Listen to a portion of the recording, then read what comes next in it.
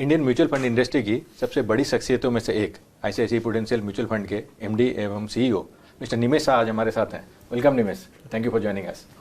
निमेश, अभी भी अगर अपने रिटेल इन्वेस्टर्स का झुकाव देखें तो फिजिकल एसेट्स में ज़्यादा प्रेफरेंस रहता है रादर देन फाइनेंशियल एसेट्स, और इक्विटी में उनका एलोकेशन और कम रहता है। आखिर क्यों, और क्यों ये चीज़ सुधारनी चाहिए? एसेट क्लास, हर एसेट क्लास अच्छा होता है, हर एसेट क्लास बुरा होता है, हर टाइम का सवाल है, right. So there are times where equity real estate has done well for people, but बहुत टाइम होता है जब रियल एस्टेट स्लैब्स में ऊपर जाता है। पर इक्विटी एक ऐसा एसेट क्लास है जो प्रोडक्टिव है। आप क्या करते हो, कौन पैसा बनाता है ज़्यादा? वो आदमी पैसे ज़्यादा बनाता है जो बिजनेस में इन्वेस्ट करते हैं।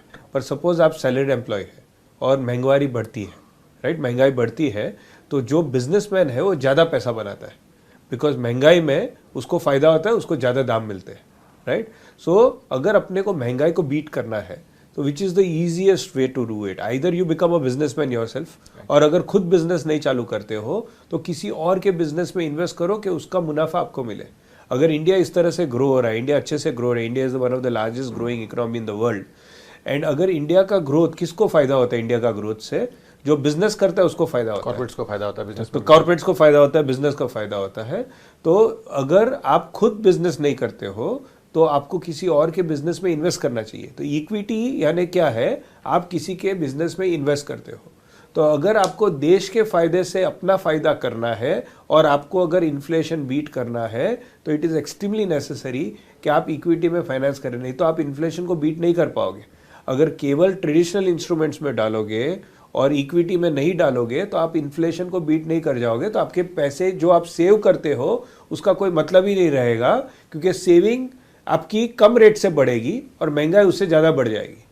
So it is very important that a common man also invests in equity so that he benefits from the growth of the country. अगर वो इक्विटी में इन्वेस्ट नहीं कर रहा है तो उसके बनाए हुए पैसे से वो और पैसे ज़्यादा नहीं बना पाएंगे और इन्फ्लेशन के मुकाबले ज़्यादा पैसा नहीं बनेंगे। और अगर वो इक्विटी में इन्वेस्ट करते हैं तो they can become a bigger part of the India growth story. अगर वो बिजनेस भी कर रहे हैं तो इन्वेस्टमेंट का पैसा भी उनको बिजनेस से और पैसा बना के देगा। करेक्ट। इसको एल्बर्ट आइंस्टाइन ने बोला था, the eighth wonder of the world is what? Eighth wonder of the world is compound interest. उनको लगा था compound interest eighth wonder of the world है। तो अगर हम जल्दी इन्वेस्ट करना चालू करें तो कंपाउंड इंटरेस्ट इतना कमाल का काम करता है, राइट। तो जो कंपाउंड इंटरेस्ट समझता है वो कमाता है, और जो कंपाउंड इंटरेस्ट नहीं समझता है वो गवाता है, वो देता है इंटरेस्ट। तो आप दोगे इंटरेस्ट या आप लोगे interest, that's the difference. Thank you Nimesh, thank you for joining, it was a candid discussion with you. Mutual fund निवेश बाजार जोखिम के अधीन है। योजना संबंधी सभी दस्तावेजों को सावधानी से पढ़ें।